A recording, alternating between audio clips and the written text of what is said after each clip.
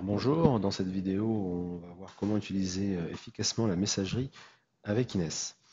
Alors tout d'abord le moyen le plus simple et le plus rapide pour envoyer un mail et de l'archiver dans Ines, c'est de l'envoyer depuis une fiche contact Ines. Donc pour l'exemple, je suis dans une fiche société, la fiche Safedec, et je vais envoyer un mail à Benoît Hove. Je vais tout simplement cliquer sur son adresse email.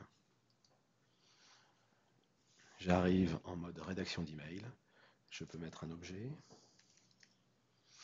On peut ajouter bien sûr des personnes en copie conforme invisible.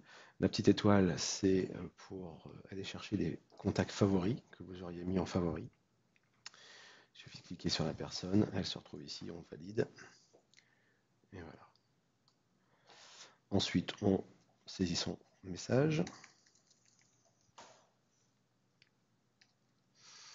On peut ajouter un fichier soit en cliquant sur le bouton et en allant chercher les fichiers dans son disque dur, ou directement faire un glisser-déposer, par exemple, de plusieurs fichiers. Voilà. Priorité haute ou normale. Le tracking pour voir si la personne a lu le message. Et ensuite, on peut mettre une catégorie, par exemple ici, devis.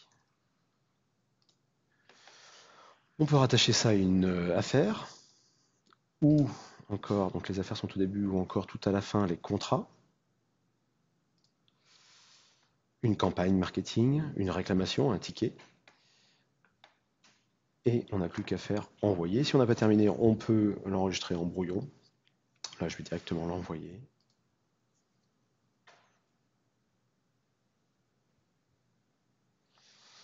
Voilà, donc là, on peut voir que le mail envoyé apparaît ici dans Ines et archivé, et tout le monde a la possibilité de le lire. Je viens de le recevoir, moi, en tant que client sur Outlook. Je vais aller vérifier. Voilà, donc c'est celui-ci, avec ma pièce jointe.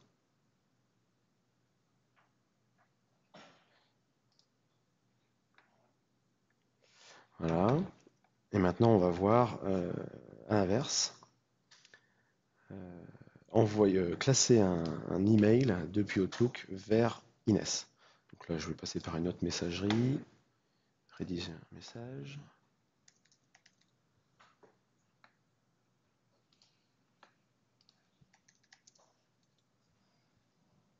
Voilà, j'envoie un mail à Benoît Hove de Safedec. Je vais aller dans Outlook. Alors en attendant que ça arrive, je peux vous montrer que le mail que l'on a envoyé depuis Ines, il est dans la boîte, dans les messages envoyés. Voilà, donc c'est celui-ci, pardon. Hop, je reviens dans la boîte de réception. Donc voilà, ça c'est le mail que j'ai reçu depuis Ines, d'accord. Et dans les emails envoyés, voilà, c'est celui-ci. Je viens de recevoir mon nouvel email de ma boîte perso. Et cet email-là, maintenant, je veux l'archiver dans Ines. Donc, je vais cliquer sur le petit logo Ines CRM en haut à droite. Si vous n'êtes pas connecté, il va vous demander de vous connecter. Si vous êtes connecté, il va vous rechercher dans la base société dans Ines, savoir si cette société existe, enfin cet email existe dans Ines. En l'occurrence, là, il n'affiche pas de nom de société, donc cet email n'existe pas. Donc là, je peux directement créer le contact, donc enregistrer le contact dans une société enregistrée dans Ines. Là, je vais tout de suite chercher la société.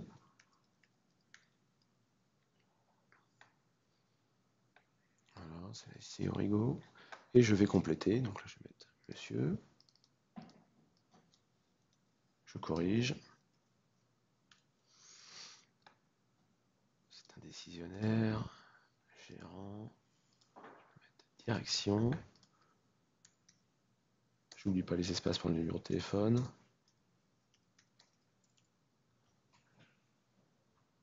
Et j'ai plus qu'à faire enregistrer. Je vais réduire. Voilà. Enregistrer dans Ines.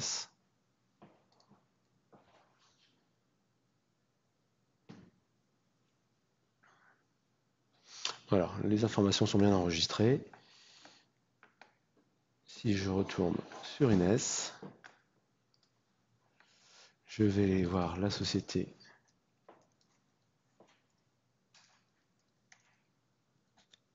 pour voir si ça s'est bien enregistré.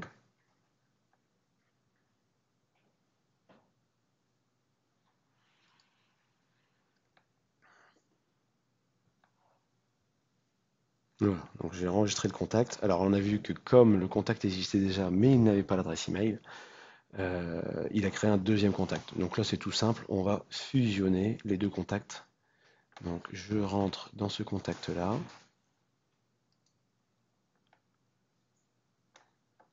Et là où avec le plus, je vais fusionner. Voilà, donc là automatiquement il les retrouve. Je valide. Et là il me demande quels sont les éléments que je veux conserver. Donc je vais garder ça, je vais garder l'adresse email. Tout ça c'est bon, le numéro de téléphone, contact principal, je valide. Et maintenant je vais avoir un seul contact dans cette fiche société avec l'adresse mail. Voilà.